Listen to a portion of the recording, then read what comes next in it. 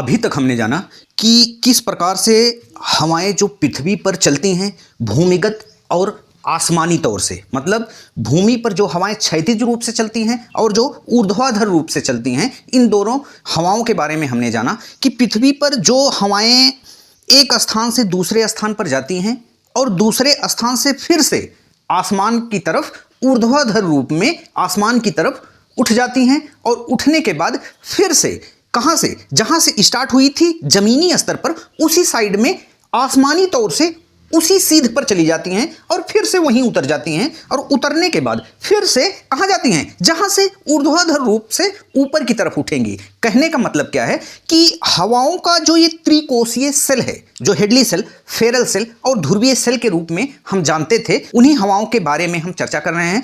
अब आज से पहले तो ये आप समझ गए कि किस प्रकार से हम यह डिफाइन किए हैं अपने पिछले लेक्चर में कि यह जो त्रिकोशीय सेल है इनका रूप कैसे है, यह चलती कैसे हैं, इनका कॉन्सेप्ट कैसे है। पूरे 47 मिनट का वीडियो हम इसी पर बनाए हैं कि बेसिकली आपको समझ में आ जाए कि ये हवाएं चलती कैसे हैं।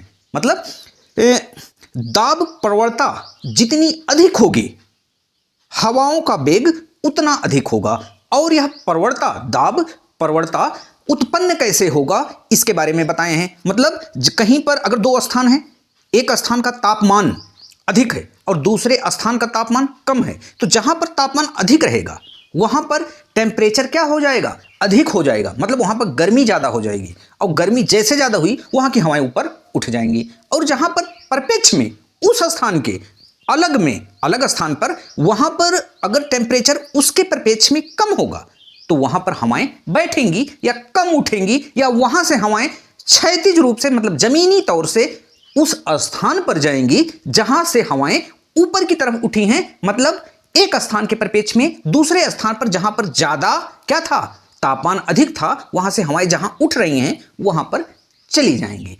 कहने का मतलब क्या है, कुल मिलाकर के एक स्थान है, यह है ए, यह है बी, ठीक है। यहां पर मान लीजिए है यहां पर 20 डिग्री सेल्सियस तापमान और यहां पर है 10 डिग्री सेल्सियस तापमान, ठीक है।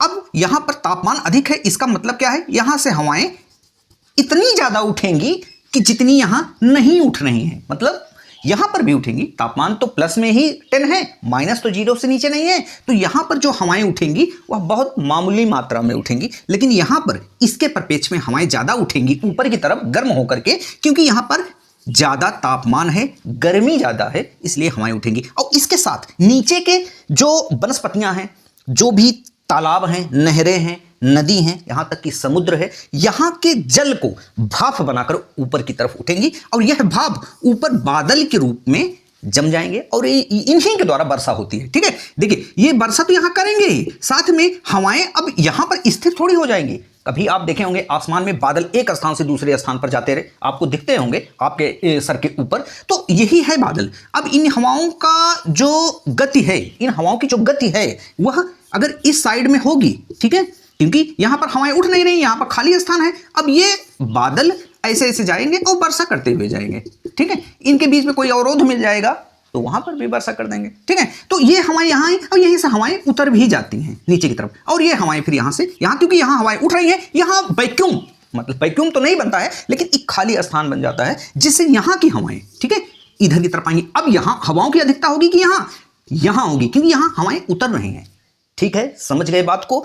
अब यह एक फॉर्मेट है। अब पृथ्वी तो गोल ही है, ठीक है। यहां पर हवाएं, यहां पर हवाएं, यहां पर हवाएं, यहां पर हवाएं, यहां पर हवाएं। अब मान लीजिए यहां का टेम्परेचर 20 डिग्री, यहां का है 10 डिग्री, यहां का है 8 डिग्री, यहां का है 7 डिग्री, यहां का है 5 डिग्री, तो होगा इस स्थिति में क्या, हम किसी लाइन में थोड़ी बसे हैं जो हम इसको समझा रहे हैं आपको, ये हम पृथ्वी पर बसे हैं। ये किसी साइड में, यहां पर मान लीजिए 6 डिग्री, ठीक है, यहां पर एक तापमान है, यहां पर है आपका मान लीजिए 9 डिग्री, ठीक है। तो ऐसे ऐसे तापमान है, तो सबसे ज्यादा तापमान 20 डिग्री का है, यहां की हवाएं अन्य के परिप्रेक्ष्य में ज्यादा ऊपर की तरफ आएंगी 20 डिग्री की।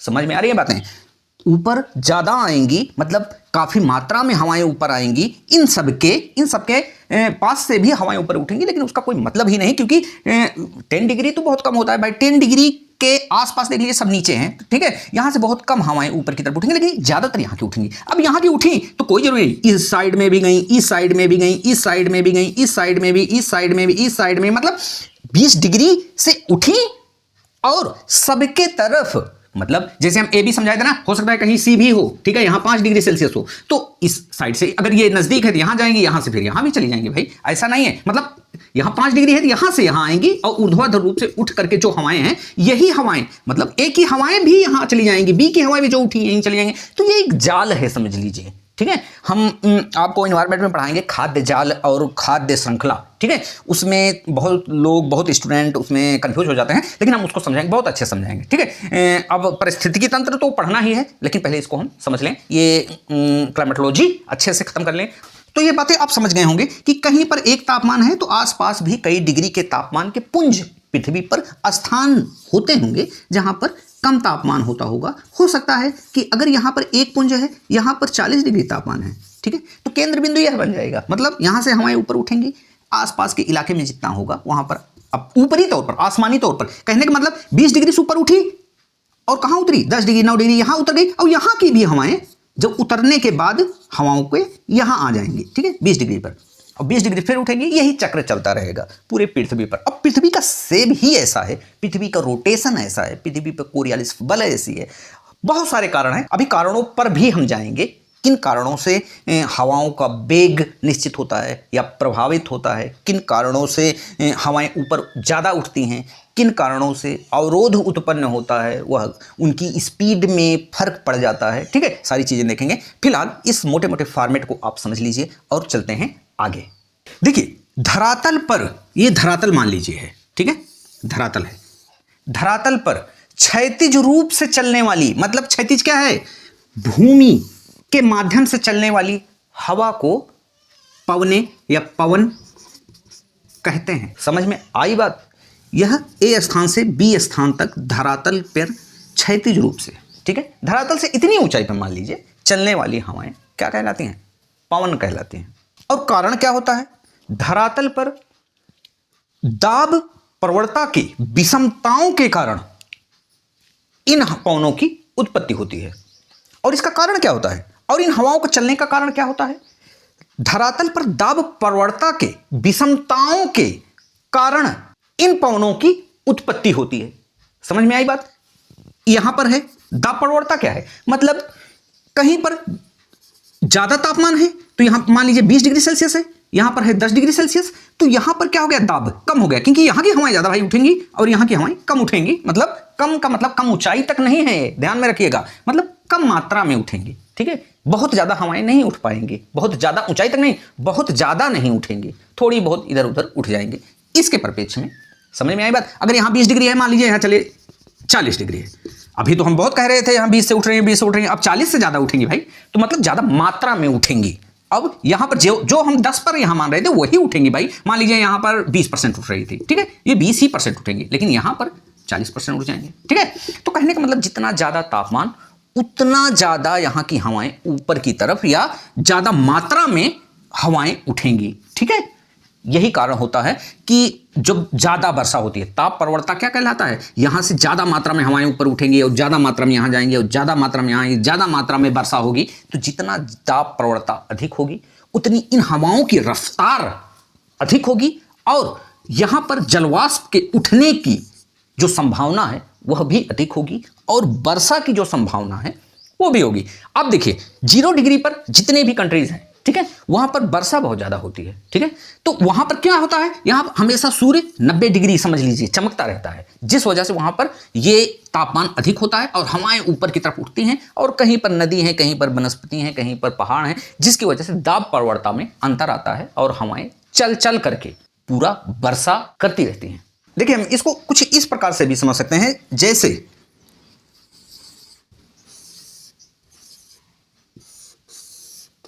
ठीक है, कोई स्थान है, अब यहां पर आप जल को छोड़ दीजिए तो जल यहां से लेकर के यहां तक आएगा। ऐसा क्यों?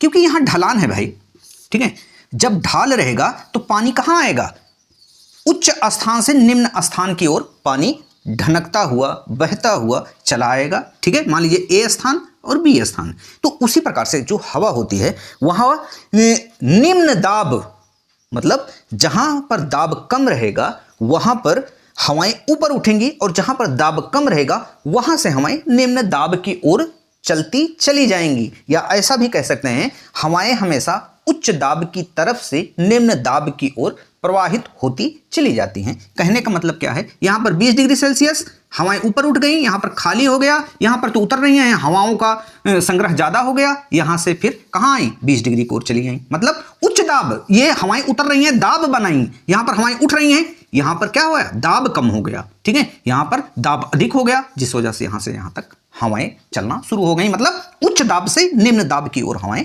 चलने लगी। देखिए, ट्रिवार्था एक थे भूगोलवेत्ता, उनका कहना है कि हवाएं वायुदाब की विषमताओं को संतुलित करने में प्रकृति के प्रयास को दर्शाती है। ठीक है, कहने का मतलब क्या है, ट्रिवार्था के अनुसार आपके एग्जाम में भी यह आ सकता है कि ट्रिवार्था ने क्या कहा था पवनों के बारे में। तो 4 ऑप्शंस दे सकते हैं, इसमें भी एक ऑप्शंस दिया जा सकता है कि ट्रिवार्था का कहना क्या था, कि दाब प्रवणता के बारे में उन्होंने क्या बोला था, उसके बारे में आपके एग्जाम में भी आ सकता है। ट्रिवार्था के अनुसार पवनें जो होती हैं वायुदाब की जो विषमताएं हैं उनको संतुलित करने में प्रकृति का साथ देती हैं। एक चीज और कॉन्सेप्ट है, समझ लीजिए कि जो यह नीचे से ऊपर की तरफ हवाएं चलती हैं उनको एयर करंट या वायु भार के भी नाम से जाना जाता है। कहने का मतलब क्या है, नीचे से ऊपर का मतलब क्या है, ऊपर से भी नीचे। ठीक है, ऊपर से नीचे जो हवाएं चलती हैं उनको एयर करंट के भी नाम से जाना जाता है। जो यहाँ हवाएं सीधा ऊपर से नीचे आती हैं उनको एयर करंट के भी नाम से जाना जाता है, या इनको वायु भार के भी नाम से जाना जाता है, क्योंकि यह भार किसी तल पर भार क्रिएट कर रहे हैं, इसलिए इनको वायु भार या एयर करंट के भी नाम से जाना जाता है। जो आगे चलकर आपको पता चलेगा किन्हीं हवाओं को करंट भी कहा जाता है, तो इसलिए इनको एयर करंट के भी नाम से जाना जाता है।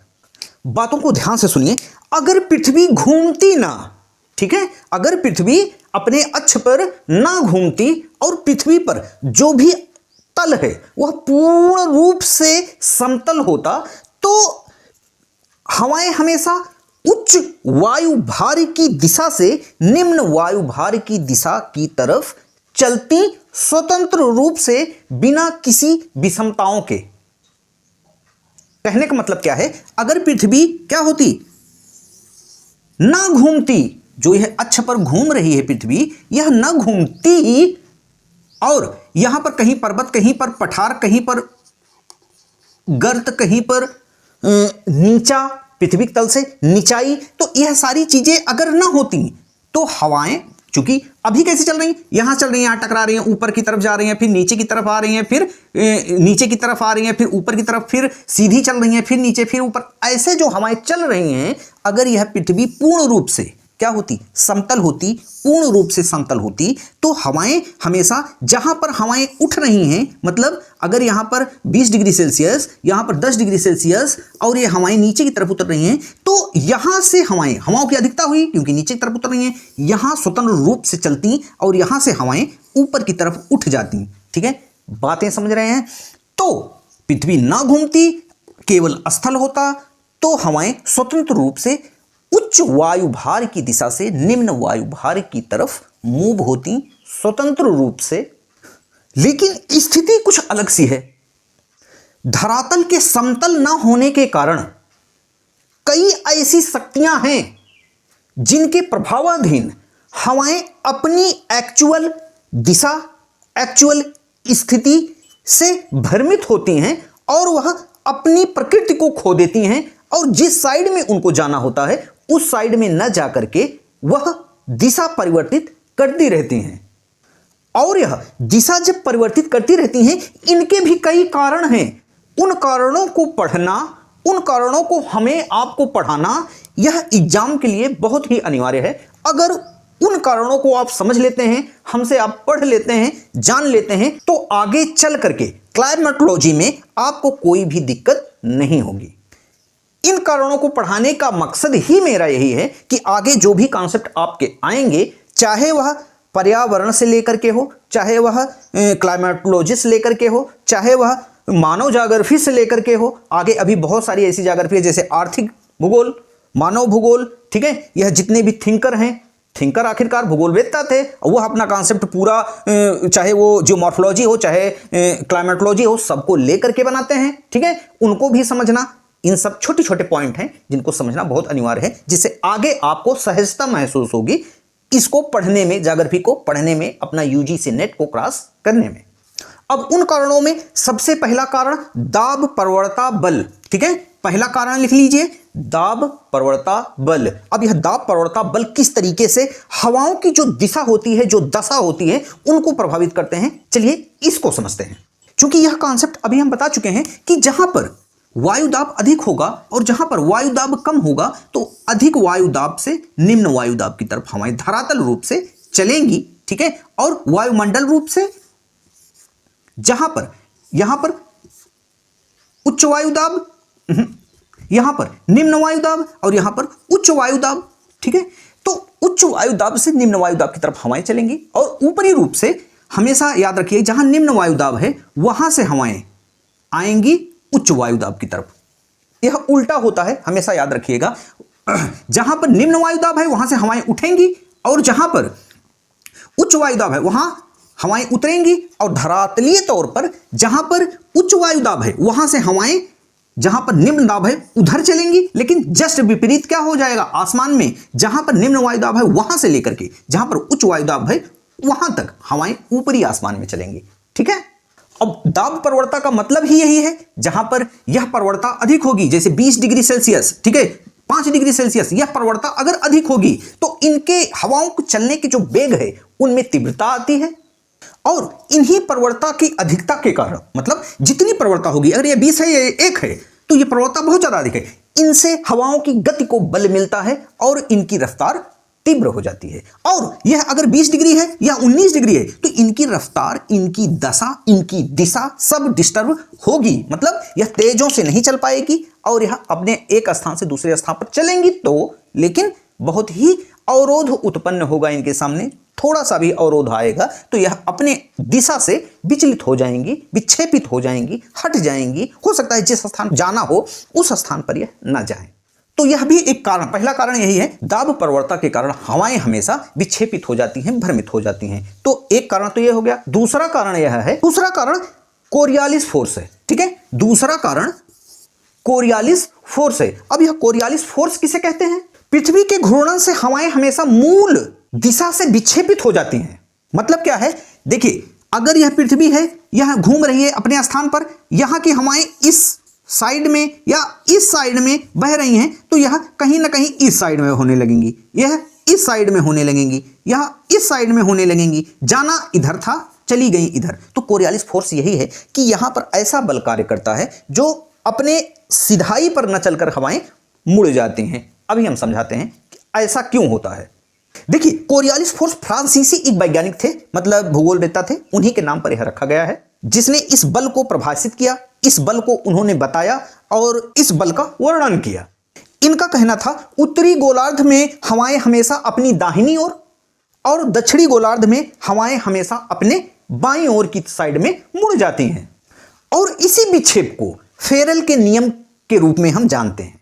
ठीक है, और इसके अलावा इसे बाइस वैलेट के नियम के भी रूप में हम इसको जानते हैं। ठीक है, एग्जाम में कुछ भी आ सकता है, फेरेल का नियम, बाइस वैलेट का नियम और कोरियालिस फोर्स तो अपने आप में है ही है एक कॉन्सेप्ट। ठीक है, इसे तीन चीजें हमेशा आपके एग्जाम में आ सकती हैं, बाइस वैलेट, फेरेल का नियम और कोरियालिस फोर्स। और ये क्या, जो हवाएं चलती हैं अपनी मूल दिशा में न जाकर के विक्षेपित हो जाती हैं, कहीं ना कहीं मुड़ जाती हैं, ऐसा बल कार्य कर रहा है क्योंकि पृथ्वी हमेशा मूव कर रही है। इन सबके नियम के अनुसार यदि कोई उत्तरी गोलार्ध में पवन की दिशा की ओर अपनी पीठ करके खड़ा हो तो उच्च वायुदाब उसके दाहिने ओर, ठीक है, उसके दाहिने ओर, तथा अगर वह दक्षिणी गोलार्ध में पवन की दिशा की ओर पीठ करके खड़ा हो तो उसके बाईं ओर वायुदाब अधिक होगा।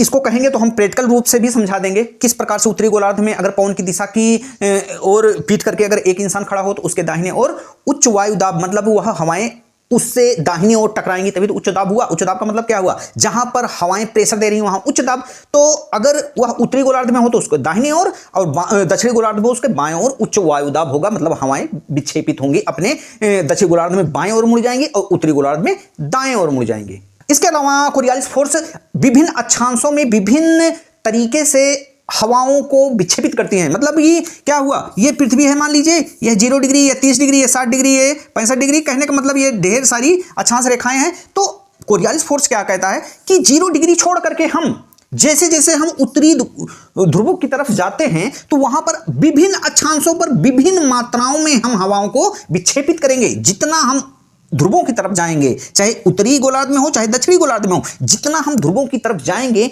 हवाओं को उतना ज्यादा विक्षेपित करेंगे। मतलब उनकी मूल स्थिति पर जाने ही नहीं देंगे जैसे जैसे हम यहां पर दृश्यमान होता है। ठीक है, 0 डिग्री से 90 डिग्री की ओर जैसे जैसे हम देखते हैं वैसे वैसे ज्यादा विक्षेपित, ज्यादा विक्षेपित, ज्यादा विक्षेपित, कम विक्षेपित, कम विक्षेपित, 0 विक्षेपित। 0 डिग्री अक्षांश पर कोरियालिस फोर्स कार्य ही नहीं करता। और उसके विपरीत जैसे हम पूरी पृथ्वी बना दिए, ये 90 डिग्री, ठीक है, ये 0 डिग्री, ठीक है, ये 30 डिग्री और ये 60 डिग्री। तो इन सब भूगोल वेत्ताओं का कहना यह था कि हम करीब 87% यह बल कार्य करता है 60 डिग्री अक्षांश पर, ठीक है, और 30 डिग्री अक्षांश पर कितने परसेंट काम करेगा, 50%, ठीक है। ज्यादा कहां कार्य करेगा, 60 डिग्री पर। कहने का मतलब क्या हो गया, और यहां पर 0 डिग्री पे 0% कार्य करेगा, मतलब यहां पर करेगा ही नहीं। और यहां पर अगर 100% इसका हम प्रभाव मान लें, कोरियालिस फोर्स का 90 डिग्री 100% अगर हम प्रभाव मान लें तो यह 60 डिग्री पर करीब 87 डिग्री, ठीक है, 85 से 87 डिग्री कार्य करेगा। मतलब 85 से 87% कार्य करेगा अपनी फुल ताकत का। फुल ताकत का मतलब यहां पर अगर उसकी फुल ताकत कोरियालिस फोर्स की है 90 डिग्री पर 100%, तो हम 60 डिग्री पर ऐसा पाते हैं करीब 85 से 87% अपना प्रभाव दिखाएगा और 30 डिग्री पर 50% अपना प्रभाव दिखाएगा। इस प्रकार से 30 से कम होते चले जाइए, इसकी भी मात्रा कम होती चली जाएगी और 0 डिग्री पर इसकी मात्रा 0% हो जाएगी। इससे हम क्या सीखते हैं कि हमेशा याद रखिएगा, हमेशा 0 डिग्री से जैसे जैसे हम 90 डिग्री की ओर जाते हैं हमें कोरियालिस फोर्स की जो ताकत होती है वह अधिक होती जाती है या उसमें हम इजाफा देखते हैं। अगला कारण, तीसरा कारण यह है अभिकेंद्रीय बल। देखिए, कोई भी चीज अगर घुमाई जाती है तो वहां से क्या होता है, देखिए पृथ्वी अगर ये है, ठीक है, पृथ्वी घूम रही है, अब यहां से क्या होता है, पृथ्वी की केंद्र जो होता है, ठीक है, यहां से चीजों को बाहर की तरफ फेंका जाता है। कोई चीज घूम रही है तो यहां से चीजों को बाहर की तरफ फेंका जाता है। तो इस अवस्था में हवाएं अपने मूल स्थान से जहां पर प्रेशर पड़ेगा, मतलब चलना क्षैतिज भी था लेकिन वहां ऊर्ध्वाधर भी हो सकती हैं, या वहां पर कोई अगर अवरोध आ गया तो अपने मूल स्थान से भटक भी सकती हैं। इसलिए इसमें अवकेंद्रीय बल भी विक्षेपित करता है, कहीं ना कहीं अवरोध उत्पन्न करता है इन हवाओं के चलने में। अगला कारण है चौथा कि जो पृथ्वी पर चलने वाली हवाओं के जो घर्षण होता है वह भी प्रभावित, उससे भी हवाएं प्रभावित होती हैं। कारण यह होता है महासागरों पर तो अच्छे से हवाएं चल लेती हैं तीव्र, लेकिन जहां पर स्थल आ जाते हैं वहां पर विषमता उत्पन्न होती है जिससे हवाएं हमेशा विक्षेपित होती रहती हैं, अपने मूल स्थान पर सीधी न जा करके विक्षेपित होती रहती है, कहीं पर्वत, कहीं पठार, कहीं पर नदियां। तो इन सब से भी हवाओं की दिशा में अवरोध उत्पन्न होता है। तो यह सारी चीजें आप समझ गए हैं। अगली क्लास में हम पवनों के प्रकार, कितने प्रकार के पवने हैं, चाहे वह इंटरनेशनल पवन हो, चाहे वह स्थानीय पवन हो, ठीक है, लोकल विंड हो, चाहे वह छोटी छोटी जो चिनूक वगैरह हवाएं हैं, इन सब के बारे में हम अगली क्लास में समझेंगे। अभी तक तो यह जो आप समझ रहे हैं यह सब आपके दिमाग को प्रखर करने के लिए चीज़ें हैं कि किस प्रकार से इनकी रूपरेखा को हम समझें, कैसे इनकी क्रिया विधि को हम समझें। लेकिन आगामी क्लासों में हम धीरे धीरे छोटे छोटे क्लासों में अब देखेंगे। जैसे चिनूक हवा को देख रहे हैं तो सिर्फ चिनूक को ही देखेंगे, भले भी हम 2-3 मिनट का ही वीडियो बनाएं, लेकिन हम अब बहुत स्थिरता से चलेंगे। आपको किसी एक चीज के बारे में पूर्ण जानकारी देंगे और कैसे होता है कैसे नहीं होता है ये सारी चीजें। ये सब तो हम एक थोड़ी सी लंबी क्लास इसलिए ले रहे हैं कि हम हमारे जीएस वाले पार्ट में काफ़ी चीज़ें हम बता भी चुके थे, इसलिए हम इसको एक सरसरी निगाह में देर तक वीडियो बना करके बता दे रहे हैं ताकि आगे आने वाली क्लास में हम अच्छे से आपको एक एक कॉन्सेप्ट समझाते चलें। ठीक है, अब मिलते हैं आपसे नेक्स्ट वीडियो में, तब तक के लिए जय हिंद, जय भारत।